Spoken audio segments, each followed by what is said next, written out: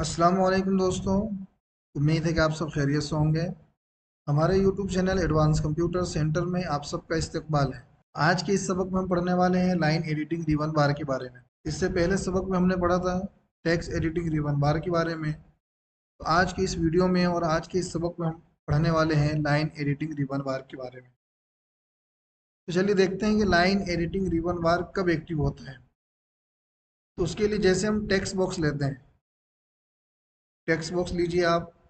उसको लेने के बाद आप कर्सर पे क्लिक कीजिए। कर्सर पे क्लिक करने के बाद जैसे ही हम टेक्स्ट बॉक्स को सिलेक्ट करेंगे, वैसे अब यहाँ पर देखेंगे कि ये लाइन एडिटिंग रिबन बार क्या हो गया, एक्टिव हो गया। इससे पहले जो हमने पढ़ा था ये है। अब दोनों में फ़र्क देखिए, ये टेक्स्ट एडिटिंग रिबन बार है और जैसे हम कर्सर पे क्लिक करके टेक्स्ट बॉक्स को सिलेक्ट करते हैं, हम कहाँ पे आ जाते हैं, लाइन एडिटिंग रिबन बार के बारे में।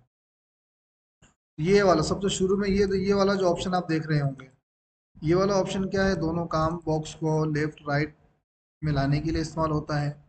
उसके लिए हम आमतौर से अपने कीबोर्ड से लेफ्ट राइट का जो बटन है उसको हम इस्तेमाल करते हैं। कीबोर्ड से लेफ्ट वाला बटन इस्तेमाल कीजिए, अप वाला बटन है, डाउन वाला बटन है।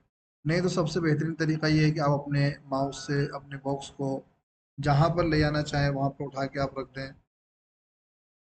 तो उसके ज़रिए भी क्या कर सकते हैं, आप अपने बॉक्स को लेफ़्ट राइट अपने माउस के बटन से भी कर सकते हैं और कीबोर्ड से भी आप अपने बॉक्स को आप राइट में रखना चाहें तो राइट में कर सकते हैं, लेफ़्ट में रखना चाहें तो लेफ़्ट में कर सकते हैं। उसके बाद आप ये दोनों ऑप्शन देख रहे होंगे, ये वाला और ये वाला।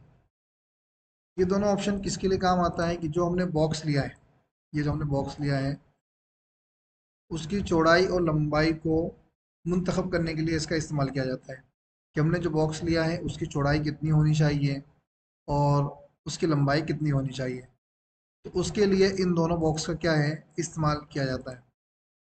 ऊपर वाला जो हिस्सा है ये वाला, इससे हम बॉक्स की चौड़ाई को मुंतखब करते हैं और नीचे वाले हिस्से से हम बॉक्स की लंबाई को मुंतखब करते हैं।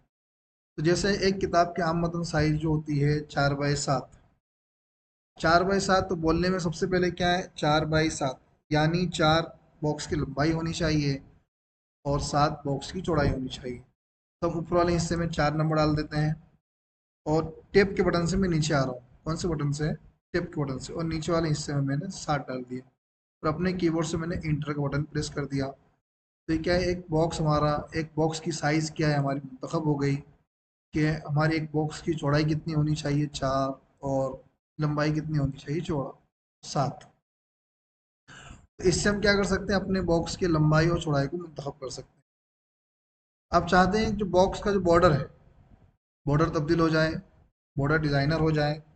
आप यहाँ पर देख रहे होंगे नन वाला जो ऑप्शन लिखा हुआ है, आप जैसे इस पर क्लिक करेंगे, यहाँ से आप अपने बॉक्स के बॉर्डर में डिज़ाइन डाल सकते हैं। जो आप डिज़ाइन देना चाहें वो डिज़ाइन यहाँ से आप सिलेक्ट कर लीजिए और उसी के नीचे आप नंबर डालकर अपने बॉक्स के जो बॉर्डर है उसकी मोटाई को बढ़ा सकते हैं। मैं 5 नंबर डाल देता हूँ और अपने कीबोर्ड से इंटर का बटन दबा देता हूँ।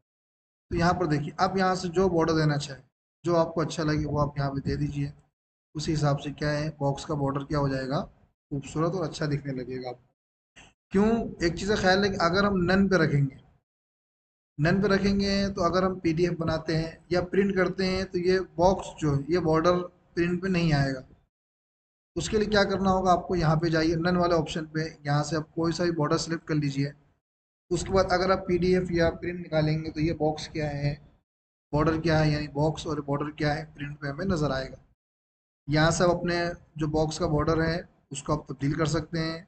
यहाँ से बॉक्स की बॉर्डर की आप मोटाई को बढ़ा सकते हैं, घटा सकते हैं, आपको जिस हिसाब से रखना है। और यहाँ से हम बॉक्स के बॉर्डर को कलर कर सकते हैं। ये वाला ऑप्शन जो दिख रहा है आपको, यहाँ से हम क्या कर सकते हैं, बॉक्स में जो कलर देना चाहे बॉर्डर में, वो कलर हम क्या है यहाँ से आसानी से दे सकते हैं। और नीचे वाला जो ऑप्शन आप देख रहे होंगे, इससे हम बॉक्स के अंदर कलर कर सकते हैं। इसके अंदर, बॉक्स के अंदर जो कलर आप यहाँ से देना चाहें बॉक्स के अंदर कलर को आसानी से दे सकते हैं। ऊपर वाले से हम बॉर्डर में कलर दे सकते हैं और नीचे वाले से हम बॉक्स के अंदर कलर दे सकते हैं। इसके बाद आप ये वाला जो ऑप्शन देख रहे हैं, इस वाले ऑप्शन से क्या है, हम बॉक्स के अंदर कॉलम बढ़ा सकते हैं। हम चाहते हैं इस बॉक्स के 2 हिस्से हो जाए, 3 हिस्से हो जाए, यहाँ पर आप उस हिसाब से नंबर डालिए, तो क्या है बॉक्स के अंदर आपका कॉलम बन जाएगा। जैसे मैंने यहाँ 2 नंबर डाला, आप यहाँ देखेंगे बॉक्स के अंदर, मैं इसको वाइट कर देता हूँ ताकि आपको साफ और अच्छा दिखे। तब देखिए बॉक्स के अंदर कॉलम हो गया।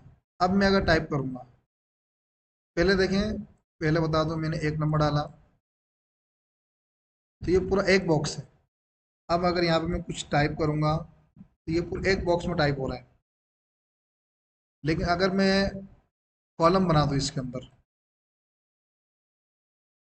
कर्सर पे क्लिक कीजिए,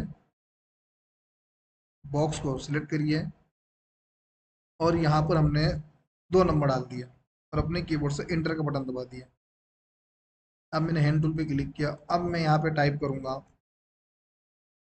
क्या है वो दोनों बॉक्स में जाएगा वो, ये देख रहे होंगे आप। क्या हो गया, ये हिस्सा अलग हो गया और ये हिस्सा क्या हो गया, अलग हो गया। यह आमतौर से आप अखबार में देखते होंगे।